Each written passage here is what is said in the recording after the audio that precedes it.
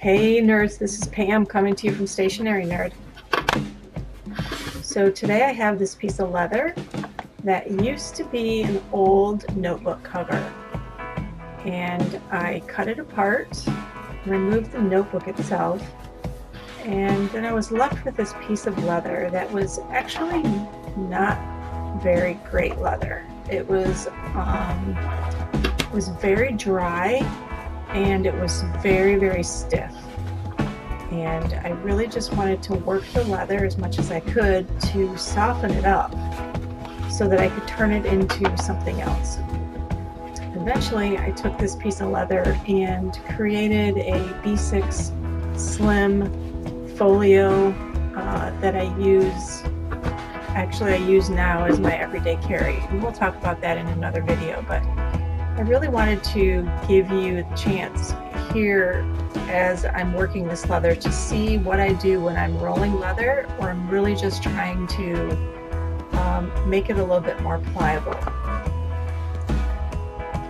I just take each section at a time and work it between my hands, and I'm using a lot of pressure here. You can see that I'm actually pushing down very hard with the palm of my hand and really trying to break the fibers of that piece of leather so that it is more pliable and much more soft and not quite as stiff as it started out. And we have a pounce.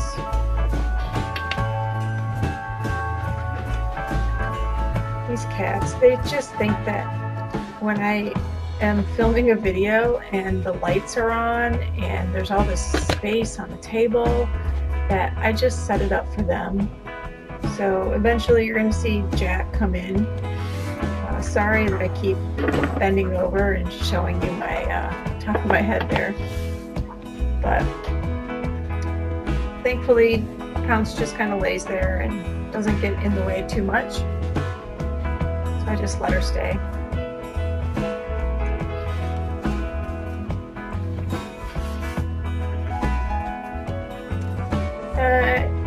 Sometimes you just gotta move the cat around a little bit. And now we have Jack. So Jack and Pounce, brother and sister, I should say. And they do tend to fight like toddlers. So they're entertaining, to say the least. So here I am continuing to roll the leather. You can see that it actually has created a couple of creases in there. The more I roll it, the more those will work themselves out. But it also kind of brings out the character of the leather itself. So any scars or flaws in the leather will actually shine through as I'm doing this.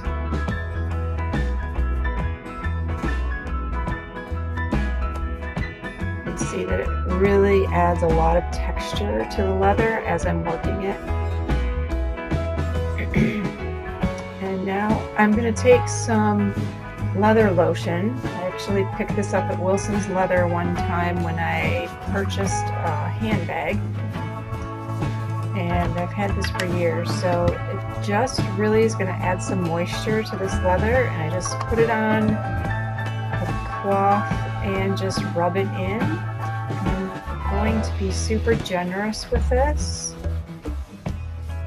and just wipe it all over.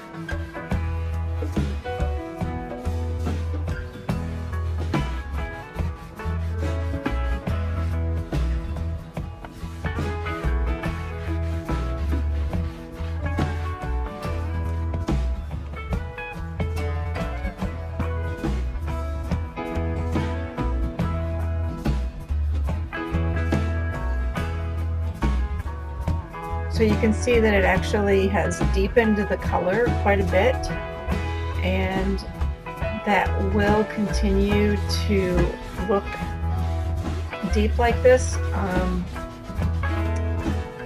Not quite as much as when it's wet, but as it dries, it will continue to have a nice rich color.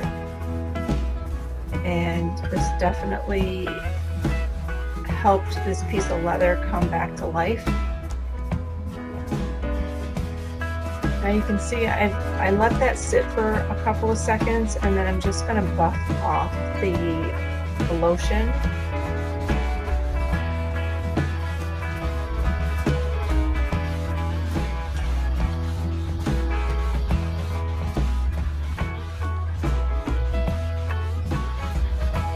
Sorry about wiggling the camera so much. This is actually when I just had the just a folding table, and the camera stand was not very sturdy on that table, so any movement at all, everything would be all wiggly. So I'm actually going to use this lotion on the back side of the leather as well. As I said, the leather was very dry, and I just wanted to add as much, I guess actually it's very much like moisturizer for your leather. So I wanted to give it a little bit of moisture so that it could come back to life.